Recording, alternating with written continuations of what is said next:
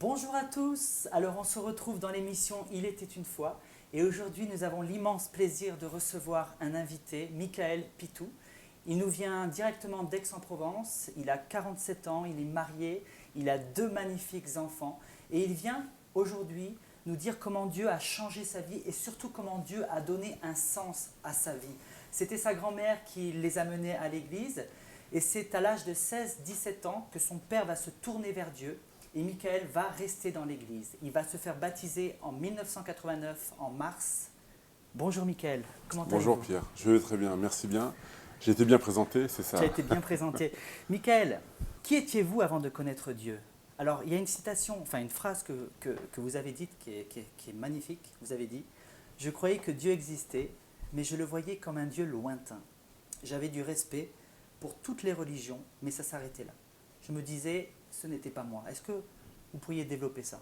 Bien sûr, c'est-à-dire que j'ai été élevé, je suis réunionnais, et souvent la religion fait partie de la vie. D'accord. Donc la croyance en général est là, donc je n'ai pas été élevé dans un foyer particulièrement pratiquant ou chrétien, D'accord. mais il y a toujours eu un respect pour Dieu. Donc je croyais que Dieu existait, mais très lointain, une force plutôt, quelque chose de très loin, sans aller jusqu'au créateur et des choses comme ça, quoi. Donc je croyais à une force supérieure. Une force supérieure. Surtout ça. Mais ce Dieu était un Dieu, comment vous le voyez déjà? À cette époque-là, je priais encore, parce que ma grand-mère, ce que vous aviez dit, que ma grand-mère est chrétienne, donc elle nous amenait à l'église. Et bon, Jésus, je connaissais ce nom-là, donc je priais Jésus. J'étais enfant. D'accord. Mais ça s'arrêtait là. Des souvenirs d'enfance surtout. Et alors vous disiez que vous aviez beaucoup d'amis, très entourés, c'est ça? Oui. J'étais plutôt j'étais un enfant de quartier en fin de compte. Donc on sortait beaucoup, je buvais beaucoup, je me droguais, j'avais pas mal de vie, une vie comme ça, enfin me droguer, drogue dure, je suis toujours resté sur ça heureusement. Et donc je cheminais comme ça, c'est-à-dire que il y avait les deux idées, c'est-à-dire qu'en même temps, quand j'étais petit, je croyais en Dieu. En même temps, à l'âge de l'adolescence, j'avais du mal avec cette vie. Parce que je ne voyais pas de sens. C'est ça, cette phrase-là du témoignage, c'est-à-dire que je ne voyais pas quelle était la logique. Pour moi, il y avait un problème. Il manquait quelque chose.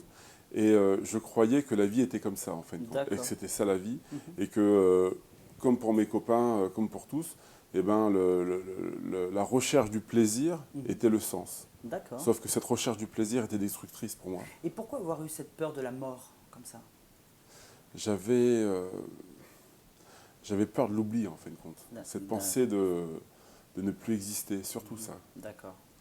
Pas vraiment l'inconscience de la souffrance, pas ces choses. J'étais plutôt jeune et j'avais du mal avec cette pensée-là. J'avais du mal c'est-à-dire quand on m'a parlé de Dieu, on a commencé à me parler avec le livre de l'Ecclésiaste, en disant « Vanité des vanités, tout n'est que vanité ». Et j'ai vraiment retrouvé ma vie dans ces choses-là. C'est-à-dire que je trouvais que sans Dieu, je voyais pas, enfin, je trouvais que la vie ne valait pas le coup. C'est-à-dire l'effort que je faisais, tout ce que je faisais, je voyais pas le but, quoi. Je voyais pas le sens de la vie. Dans l'espérance, j'espérais pas au lendemain, je voyais pas pourquoi. Et pas mal d'expériences négatives. Mes parents avaient divorcé, ça m'avait un petit peu brisé dans ce sens-là. Ça a été une souffrance pour vous, Michael, cette séparation? Oui, enfin le divorce c'est une conséquence. Enfin le divorce c'est un aboutissement. Ça a des conséquences sur les enfants finalement, de ce que je vois. Oui, c'est une grosse conséquence parce que ça détruit leur repère. Au niveau familial, tout ça, c'est compliqué à gérer après. Et Michael, comment est-ce que vous avez rencontré Dieu? Comment ça s'est fait? Simplement, mon père se convertit. Mon père était quelqu'un quand même de très très éloigné de ces choses-là. D'accord. Et on le voit se convertir, on le voit venir à Dieu. Et il m'invite à aller dans un camp de ski avec des chrétiens. Donc ma mère insiste pour que j'y aille avec lui. Et dans ma tête, bon, je voyais un peu des gens, comment dire, un peu enfermés sur eux-mêmes. Repliés, c'est ça? Voilà, repliés, très religieux, très carrés, tout ça. Et je vais avec eux et je passe un super week-end et je trouve des gens comme moi avec qui je partage. Du coup, c'est des gens exactement comme vous, en fait? Voilà, exactement. Avec des passés difficiles, certains, beaucoup plus que moi. D'autres non, pas du tout. Et vous sentiez quoi en eux? La grâce, l'amour, c'était... À l'époque, sincèrement, je ne savais pas en fait ce qui se passait. Mais quand j'étais avec eux, j'étais bien. D'accord. Je me sentais en paix. Comme quelque chose d'apaisant, quoi. Ouais, très apaisé, c'est ça. D'accord. Moi, j'avais... bon, je parle franchement. Hein. Ouais. Je revenais de loin, je fumais beaucoup de cannabis, ça me calmait. J'étais dans cet état-là, quoi. Et je me sentais mal, je me sentais sale avec ces choses-là.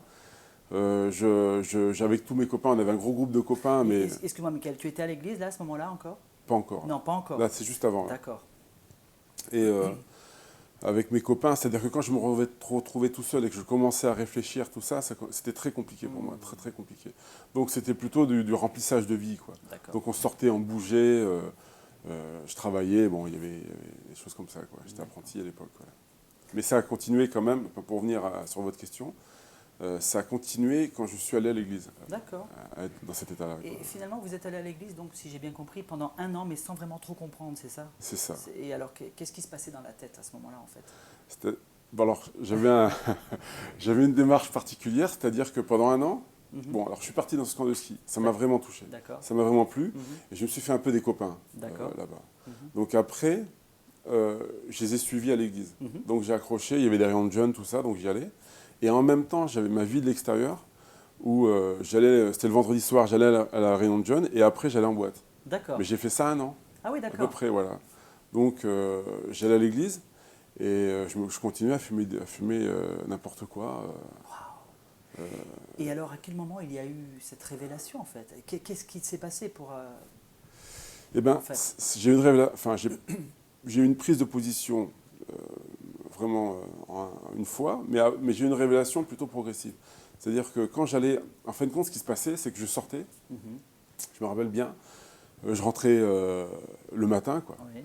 Mais mes parents, enfin ma mère allait à l'église, et j'avais vraiment une pulsion, j'avais vraiment besoin d'aller à l'église, même si je dormais là-bas. Donc je me levais, j'y allais.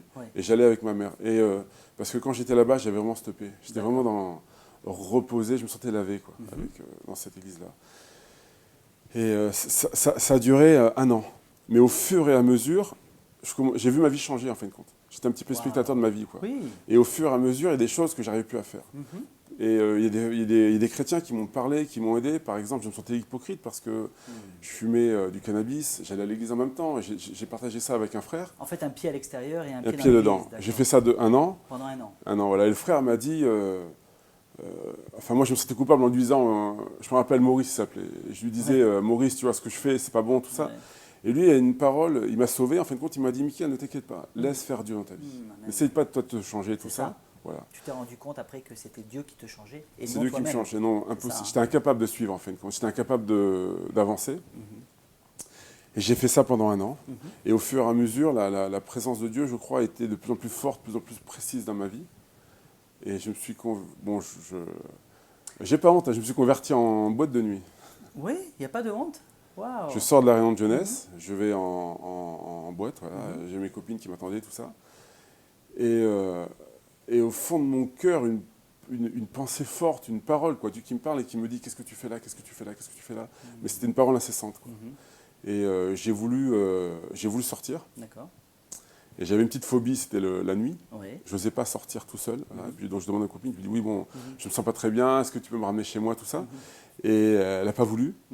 Et elle m'a dit « Non, tiens les clés, tout ça. » Et pour moi, sortir tout seul, c'était difficile, quoi. Donc j'ai fait ce pas, je suis sorti. D'accord. Et je me rappelle bien de cette image, c'est dans la voiture, et au fond de mon cœur, une paix, une joie et une reconnaissance du Seigneur en disant « Tu as fait un pas. » Et en gros, c'est bien, quoi. Wow. Une pensée, j'ai vraiment reçu ça, quoi, voilà. Et à partir de là, la vie a commencé à commencer. Parce qu'il y a un verset que vous aimez, Jean 3,16, je crois. Oui, car Dieu a tant aimé le monde. Voilà, et c'est ça vous avez une révélation par rapport à ce verset, n'est-ce pas? Ce verset, il poursuit, quoi, parce que c'est pas un Dieu... Pour moi, Dieu, toujours cette pensée religieuse, pour moi, Dieu est sévère. Dieu est dur, Dieu est rigide, Dieu est... Et quand on lit l'Évangile, on voit que non, en fin de compte, Dieu aime le monde. C'est ça. Voilà. Le Dieu que nous avons dans l'Ancien Testament est le même que dans le Nouveau. Exactement. C'est un Dieu d'amour. Un Dieu de patience. Simplement, il nous corrige. Voilà, tout à fait. c'est tout. Comme un papa, comme un père comme corrige un père. ses enfants. Ça exactement. me rappelle le psaume 23 qui dit quand je marche dans la vallée de l'ombre, je ne crains aucun. Ta houlette et ton bâton me rassurent, en fait. Tu dresses devant moi. Là, on ne voit pas du tout un Dieu mauvais, là. On voit un Dieu, justement, qui nous ramène, en fait, à la bergerie, en fait. Exactement. Et c'est ce que Dieu a fait, en fait, avec vous, Michael. Exactement. C'est un Dieu d'amour, car Dieu a tant aimé le monde. En fait, Dieu a tant aimé le monde. Quand on réalise, c'est car Dieu... Il n'est pas écrit car Dieu a aimé le monde. Il est écrit car Dieu a tant aimé. Ouais. Donc Dieu a tellement eu d'amour pour vous, pour moi, que voilà, nous avons un Dieu merveilleux. Tout à fait. Il est allé nous chercher même à des endroits impossibles, improbables. Ouais. Et donc vous vous êtes fait baptiser en 1989. Mars 1989, c'est ça? Tout à fait, mars 89. Michael, qu'est-ce que Dieu a fait pour vous? Est-ce que vous pouvez nous dire ça? C'est compliqué. Ouais, Dieu, il m'a guéri. Alors, pardon, Michael, vous avez dit une phrase, ma vie a vraiment changé quand j'ai rencontré Dieu. Il m'a guéri de cette peur de la mort et de l'oubli. Il m'a guéri de la dépression, il a donné un sens à ma vie et m'a rassuré par des convictions. Voilà, est-ce que vous pourriez je peux... développer C'est-à-dire, pour ma part, en tant qu'enfant divorcé, on se sent un peu seul, quelque part. Et on prend sa vie dans les mains, quoi. Wow. Et le fait de rencontrer Dieu, le fait de marcher avec Dieu, même en étant jeune, on a cette conscience que la vie est difficile, la vie est compliquée. Et je n'espérais pas en la vie. Je n'espérais pas au lendemain, j'avais toutes ces choses-là. Et quand j'ai rencontré Dieu, en fin de compte, c'est comme si une porte s'ouvrait, comme si on me disait, tiens, tu as une nouvelle chance, quoi. Et on redémarre, et on recommence, quoi. Donc Dieu m'a permis d'espérer, d'espérer en lui, et d'avoir une assurance dans ce domaine-là. Et vous avez vu la main de Dieu, vous dites des providences impossibles, où l'on me disait, vous avez vraiment de la chance, en fait. Est-ce que vous pourriez... Quand je me suis converti, donc je me suis fait baptiser, j'avais 17 ans, 18 ans. Je fais l'armée, je reviens, et je n'ai pas de situation professionnelle. Dieu permet que je reprenne l'école, donc j'ai qu'un CAP. Et on m'accepte en première adaptation, ce n'était pas possible. Et je tombe sur la personne qui m'a pris, et elle dit... il me restait 3 places, j'avais une pile de dossiers en gros. Il me restait 3 places et j'ai tiré 3 personnes et j'ai voulu savoir si on était capable de repêcher un gars de CAP. Donc je suis réintégré à l'école comme ça, mais c'est que des choses... grâce sur grâce, quoi. Grâce sur grâce, c'est pas possible, quoi. Humainement pas possible, mais Dieu fait ça. J'ai pas le niveau, donc j'ai difficulté au début, j'ai vraiment travaillé, j'avoue. C'est magnifique. Mais je coulais, j'avais des mauvaises notes par exemple, et dès que je commençais à perdre courage, j'avais un truc qui passait, une bonne note ou... pour un jeune, quoi, vous voyez, un relais, et j'ai eu mon bac, j'ai continué après. Donc vous avez vraiment vu la grâce de Dieu, en fait. J'ai vraiment vu la grâce de Dieu de ma vie, J'ai sa vraiment patience, son amour, sa fidélité, son amour, sa guérison, la guérison du cœur, la guérison du passé, la guérison de Dieu est capable de tout, en fin de compte. C'est ça. Guérison du passé. Oui, sur le divorce, sur des moments difficiles, des moments de solitude où... qui peuvent vous briser quelque part et vous faire baisser les bras. C'est ce qui m'était arrivé à peu près, avec du recul. C'est ça. En fait, c'est vrai que l'ennemi rôde, comme on dit toujours, après la conversion. Justement, dans Jean 10,10, il est écrit que Satan est venu pour voler, dérober, mentir. Mais Jésus est venu pour donner la vie et la vie en abondance. Tout à fait. Et c'est vrai que j'imagine qu'il y a dû certainement avoir des attaques, des combats, oui, ne serait-ce que avant, mais même après, quoi. Tout à fait, Mais ce qui est beau dans ce que j'entends dans votre témoignage, c'est qu'on voit la fidélité de Dieu, en fait. Et la grâce de Dieu, l'amour de Dieu, en fait. Et ça, c'est magnifique. Et alors, Michael, comment est votre vie aujourd'hui avec Dieu, en fait? Est-ce que vous pourriez nous dire comment vous décrivez votre vie aujourd'hui avec lui? Ma vie... Est-ce que vous avez appris à travers tout ça? Est-ce qu'on peut dire, comme dans Romains 8, 22 ou 12, je ne sais plus, que toute chose concourt au bien de ceux qui aiment Dieu? Est-ce que tout ce que vous avez vécu dans le passé, est-ce qu'aujourd'hui ça vous sert peut-être dans l'éducation de vos enfants? Est-ce que vous pourriez nous en dire un peu plus? Ce verset est excellent. Toute chose concourt au bien de ceux qui aiment Dieu. C'est-à-dire, je n'ai pas une vie simple, comme tout le monde, mais j'ai une vie avec Dieu. Donc les épreuves peuvent venir, des grandes difficultés arrivent, on traverse des deuils, on traverse des maladies importantes, mais on les traverse avec Dieu. Donc c'est autre chose. Donc Dans Romains, c'est écrit aussi que Dieu nous donne son repos. Et il y a vraiment cette vision de dire, Seigneur, tu me mets à part et tu me laisses dans ton repos. C'est ça. Voilà, donc je traverse des choses difficiles. Amen. Je vais crier à Dieu. Je ne suis pas fort, on va dire, à tout encaisser, mais un moment de solitude, un moment d'intimité avec le Seigneur, et on est renouvelé, quoi, et on se relève. Quand je marche dans la vallée de la mort, je ne crains aucun mal. Ta houlette et ton bâton me rassurent. Ouais. Et on voit que Dieu est avec nous, en fait. Exactement. Tout le temps, peu importe les situations.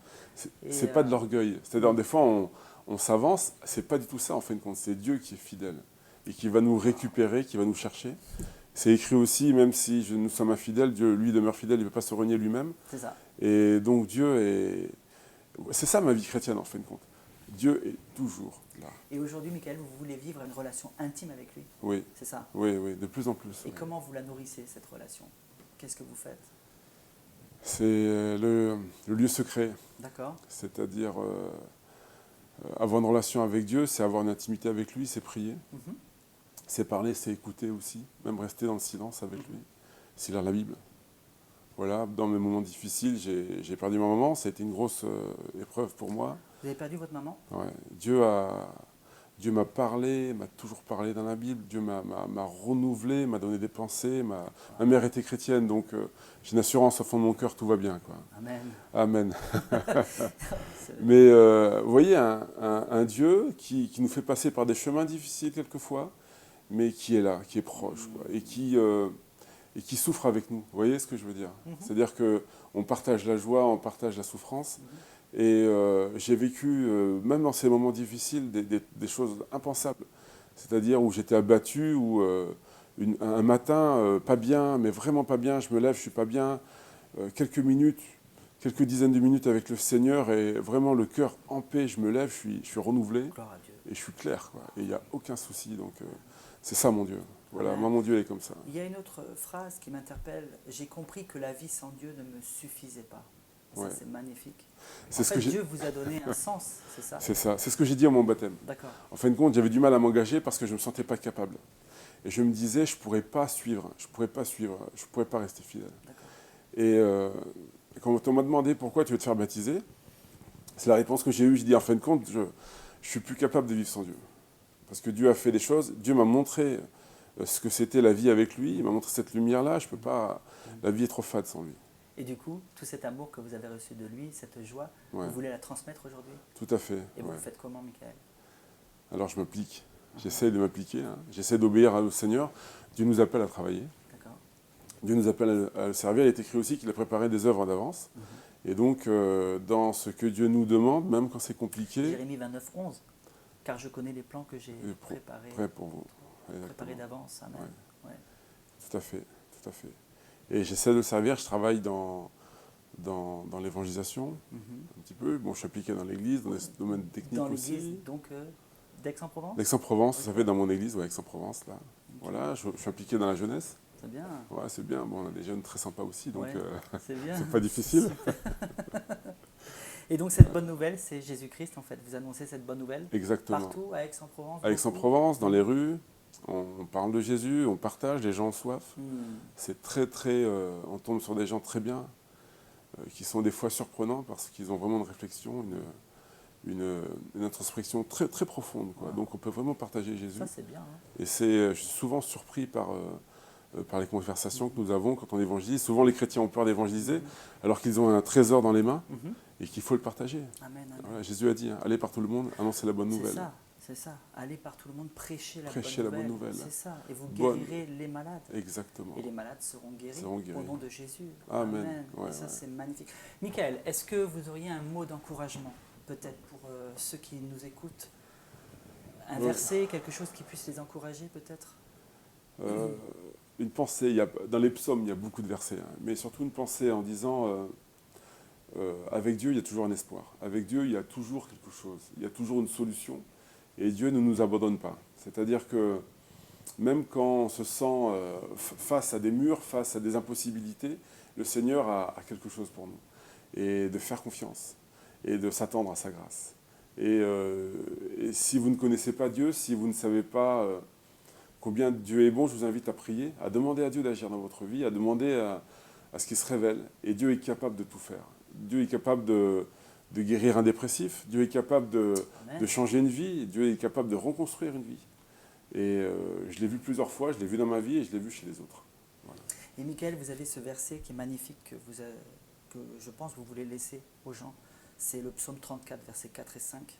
Alors je vais le lire. Ouais. J'ai cherché l'Éternel et il m'a répondu. Il m'a délivré de toutes mes frayeurs. Quand on tourne vers lui les regards, on est rayonnant de joie et le visage ne se couvre pas de honte. C'est ça, c'est la vie chrétienne ça. C'est ça? C'est ça. C'est la vie chrétienne? Ça c'est la vie chrétienne, exactement. Michael, est-ce que vous pourriez prier pour les gens? Oui, avec plaisir. Qui ont peut-être vécu des choses comme vous en fait. Oui, ok, merci. Avec plaisir. Seigneur notre Père, alléluia, merci pour ta grâce. Merci parce que tu agis, merci pour Jésus, merci pour la croix. Je te prie, Seigneur, pour ces gens qui vont écouter, ces gens qui vont entendre ces choses-là, que tu agisses dans leur vie, que Amen. Tu leur donnes une révélation, Seigneur Jésus-Christ, que tu touches, que celui qui est abattu, tu le relèves, Seigneur Jésus-Christ, que celui qui est malade, tu le guérisses, Amen. Que celui qui n'a pas d'espérance, tu lui donnes une espérance merveilleuse en toi, Seigneur. Amen. Je te prie pour que tu bénisses ces personnes, Seigneur, dans le nom de Jésus. Amen. Amen. Eh bien voilà, nous avons reçu Michael Pitou et vraiment, vous avez une histoire merveilleuse d'une vie qui a été transformée, une vie où finalement, eh bien, il y a un sens maintenant pour la vie de Michael. Donc vraiment que Dieu vous bénisse tous et on se retrouve dans une prochaine émission. Il était une fois. Que Dieu vous bénisse. À bientôt. Que Dieu vous bénisse. À bientôt.